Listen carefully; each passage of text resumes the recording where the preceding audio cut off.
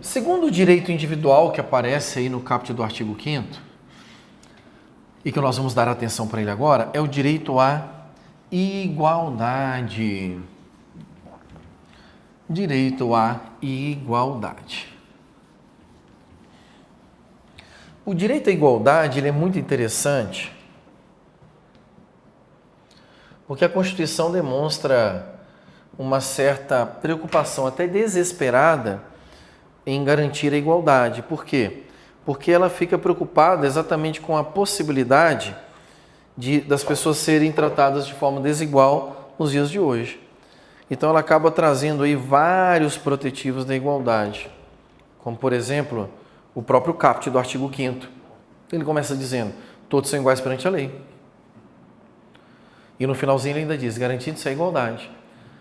E depois, não satisfeito, ele ainda olha no inciso 1 e diz, homens e mulheres são iguais em direitos e obrigações. Olha que louco. O tempo todo, a Constituição trazendo essa ideia de igualdade para uma reflexão. De forma que a Constituição deixa muito claro que todo mundo deve ser tratado da mesma forma. Isso é igualdade na sua forma mais simples de ser. Todo mundo sendo tratado da mesma forma. Entretanto, percebeu-se que se eu trato todo mundo da mesma forma, é possível que eu encontre pessoas em que esse tratamento igual produza uma certa injustiça. Por exemplo, imagina que eu trate da mesma forma uma pessoa que tem dinheiro e outra que não tem dinheiro. Será que eu vou conseguir ser justo? Imagina que eu trate da mesma forma um homem e uma mulher. Será que eu vou ser justo sempre? Então, a Constituição Federal, quando idealizou a igualdade, ela trouxe a igualdade num aspecto mais objetivo, num aspecto mais formal. Então, a igualdade sob o aspecto formal é uma igualdade onde todo mundo é tratado da mesma forma perante a lei. É igualdade formal, todo mundo é tratado da mesma forma. Então, um exemplo de tratamento da mesma forma é a prova objetiva de um concurso público. Então, quando você faz uma prova objetiva de um concurso público, todo mundo é tratado da mesma forma. Vai ter lá a prova do INSS. É a mesma prova para todo mundo. É a mesma prova para homem, mesma prova para mulher, mesma prova para todo mundo, porque todo mundo será tratado da mesma forma. Agora, quando eu trato todo mundo da mesma forma, eventualmente eu posso ser injusto. Foi aí que foi desenvolvido no Brasil uma outra espécie de igualdade, chamada de igualdade material. Igualdade material, eu pego quem é igual e trato da mesma forma, e eu pego quem é diferente e trato de uma forma diferente. Então, quem é igual eu trato da mesma forma, quem é diferente eu trato de forma diferente. Então, tem uma frase que sintetiza isso, muito importante, que sempre aparece em prova. Eu trato os iguais com igualdade e os desiguais com desigualdade, na medida das suas desigualdades. Este é o conceito de igualdade material, ok? O CESP já trouxe isso várias vezes em prova. E uma das formas de se concretizar a igualdade material hoje no Brasil é através das chamadas ações afirmativas. Ações afirmativas, também chamadas aí de discriminações positivas. As ações afirmativas ou discriminações positivas, elas são políticas públicas de compensação social, que são dirigidas às minorias sociais. Então imagina uma minoria social, por exemplo, os pobres. Os pobres fazem parte de uma minoria social. Se o governo cria uma política pública para ajudar os pobres a compensar esse prejuízo social, eu estou diante de uma política de ação afirmativa. A política de ação afirmativa mais discutida e mais polêmica que nós temos no Brasil são chamadas cotas. Cotas para afrodescendentes, por exemplo, em universidade pública ou em concurso público. Cota para afrodescendente é uma espécie de ação afirmativa. E ambas, tanto para concurso público quanto para vestibulares e universidades públicas, as cotas para afrodescendentes foram consideradas constitucionais pelo Supremo Tribunal Federal. Então, reservar vaga para um afrodescendente num concurso ou numa universidade é uma política de ação afirmativa considerada pelo Supremo Tribunal Federal como sendo constitucional, porque é uma forma de compensar os prejuízos sociais que os afrodescendentes receberam no Brasil. Mas não tem só para afrodescendente não, tá? Temos política de ação afirmativa, por exemplo, para a mulher. Percebeu-se ao longo da história que a mulher é muito mais vítima de violência doméstica do que o homem. Aí o que o Brasil criou? Uma lei mais protetiva para a mulher, que é chamada Lei Maria da Penha. A Lei Maria da Penha é fruto de uma ação afirmativa dirigida para a mulher. E assim, também podemos citar reserva de vaga para pessoas com deficiência. Pessoas com deficiência, elas têm esse prejuízo social da deficiência. O que a Constituição fez? Reservou vaga em concurso público para pessoas com deficiência. Então nós temos várias políticas de ação afirmativas que estão em uso hoje no Brasil, todas elas atreladas ao conceito de igualdade material. Trato quem é igual da mesma forma, quem é diferente de forma diferente. Lembre-se sempre disso aqui, tá? Um ponto interessante também é quando a gente pensa na igualdade com relação ao homem e à mulher. Dá pra gente ver uma coisa muito interessante aqui. O inciso 1 diz que homens e mulheres são iguais em direitos e obrigações nos termos desta Constituição, nos termos da lei. E quando você ler isso, o que você espera? Homem e mulher vai ser tratado da mesma forma. Mas aí vem as perguntas. Por que então a mulher tira 120 dias de licença maternidade e o homem apenas 5?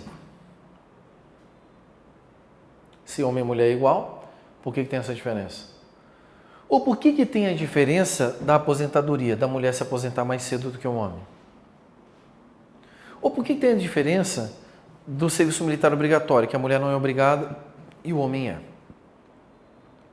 Então nós temos algumas situações onde mesmo a Constituição previndo igualdade entre homem e mulher, às vezes homem e mulher são tratados de forma diferente.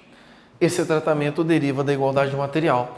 Então, por exemplo, por que na licença maternidade a licença maternidade da mulher é maior do que a licença paternidade do homem?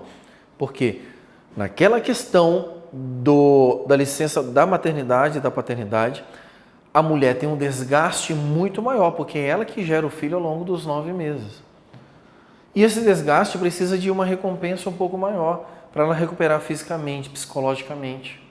Então, quando eu penso na diferença de licença maternidade, existe uma justificativa pelas condições da mulher e do homem que são diferentes. Se as condições são diferentes naquele momento, deve se tratar de forma diferente. Outra coisa que acontece também entre homem e mulher é numa prova física de concurso público. Não sei quantos de vocês já viram, mas, por exemplo, a prova da Polícia Federal vai ter barra, só que o homem tem que subir 3 vezes, a mulher tem que pendurar e contar até 10. É uma diferença. E por que é uma diferença? Porque, em regra, em tese, a mulher é fisicamente mais frágil do que o homem. E aí ela acaba sendo mais vulnerável do que o homem no critério de força física. Toda vez que os seres humanos tiverem condições diferentes, eles devem ser tratados de forma diferentes. Guarde isso aí, que isso aqui é muito top para a sua prova, tá? Outra questão que envolve esse tema de igualdade e que é muito legal para a prova é a igualdade nos concursos públicos. Os concursos públicos, eles são regidos por um princípio que é exatamente o princípio da igualdade ou da isonomia, tá, gente? É outro nome que pode aparecer na sua prova. Isonomia. Então, todo concurso público ele é regido por um princípio de isonomia. As pessoas devem ser tratadas da mesma forma. Aí eu pergunto para vocês, pode haver tratamento diferenciado de acesso a um cargo público? Tipo, eu posso chegar no acesso ao cargo público e falar assim, olha, nesse cargo aqui mulher não entra, só homem, posso fazer isso? Pode. Será que eu posso chegar e falar assim no concurso público, olha, baixinho aqui não entra, só quem tiver a altura mínima? Ou então, será que eu posso chegar num cargo público e falar assim, olha, velho aqui não, só quem tiver até 24 anos de idade? Ou então, como aconteceu no concurso da Polícia Militar de Alagoas, olha, para você ser policial militar não pode ter acne. Será que eu posso exigir esse tipo de coisa? Imagina. Isso aí já foge um pouco. Né? Ou então, como aconteceu no Rio de Janeiro, para se garir, tinha que ter todos os dentes da boca. Será que eu posso fazer isso? Então existem várias situações que às vezes aparecem nos editais e a gente fica sem saber se aquele critério distintivo pode ser exigido ou não pode ser exigido.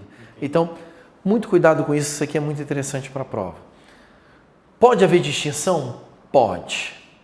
Pode haver distinção de acesso a cargo público, desde que sejam preenchidos alguns requisitos. Então, as distinções de acesso a cargo público, elas precisam preencher 2 requisitos definidos pelo Supremo Tribunal Federal. O primeiro requisito é que ele tem que ser necessário ao cargo. Necessário ao cargo.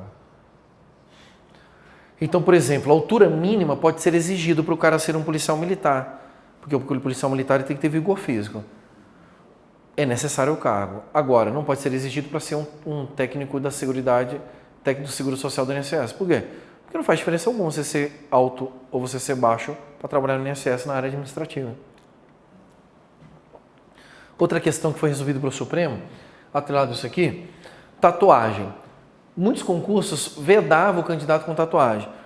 Hoje o Supremo diz que não pode impedir o cara de ter acesso ao cargo público em razão da tatuagem, salvo se a tatuagem for ofensiva às instituições públicas, salvo se a tatuagem for ofensiva ao Estado Democrático de Direito. Então, por exemplo, eu tatuo lá na minha testa, lá, o INSS só tem ladrão. E aí quero entrar no INSS, eu posso ser eliminado? Posso, porque eu estou usando uma tatuagem ofensiva à instituição onde eu vou trabalhar. Tá? O segundo requisito que o Supremo diz que tem que ter quando você vai criar distinção de acesso ao cargo público é que tem que haver previsão em lei. Tem que ter previsão legal, tem que ter previsão em lei. Não basta previsão no edital, guarde isso. A previsão tem que estar na lei. Lei em sentido formal. Lei aprovada realmente pelo Congresso Nacional. Então, tem que ser necessário ao cargo e prevista em lei. Não basta previsão no edital. Essa questão despenca em prova e, inclusive, foi uma das questões que caiu no último concurso da INSS. Foi exatamente essa aqui. Uma das últimas questões que caiu no concurso da INSS foi exatamente a do critério distintivo de acesso a cargo público. Beleza? Tudo bem até aqui? Sim. Tá? Então, cuidado com aquilo que pode, aquilo que não pode, porque isso aqui é bem interessante. Para saber se pode restringir, necessário ao cargo, previsão legal. Preencher os 2 requisitos, pode haver restrição. Ok? Pode falar, querido. Sabe dizer por que Forças Armadas, né, como Exército, Marinha, Isso. elas têm assim, um específico assim, dos 18 aos 24 que você pode... Então, o colega perguntou aqui agora no presencial, por que as Forças Armadas colocam um critério de idade? Porque para você participar das Forças Armadas tem que ter muito vigor físico. E para ter vigor físico, a gente sabe que a idade é fundamental. Apesar de que, às vezes, você encontra um cara mais velho que tem vigor físico melhor do que o de um jovem, em regra, os jovens têm um vigor físico maior do que os mais velhos. Eu tenho um time meu que é ultramaratonista, ele é triatleta de triatlon tipo animal, né? Ele faz Ultraman e tal, e ele tem 67 anos de idade. Eu garanto que colocar ele do lado ali de um jovenzinho, o jovenzinho vai perder fácil para ele, né? Eu mesmo já levo o pau dele fácil. Então, né? Então, mas a legislação, a Constituição, ela tem que trabalhar sempre com uma regra. E aí, em regra, os mais jovens, eles têm um vigor físico maior do que os mais velhos. Ok? Então, vimos aqui mais um direito individual.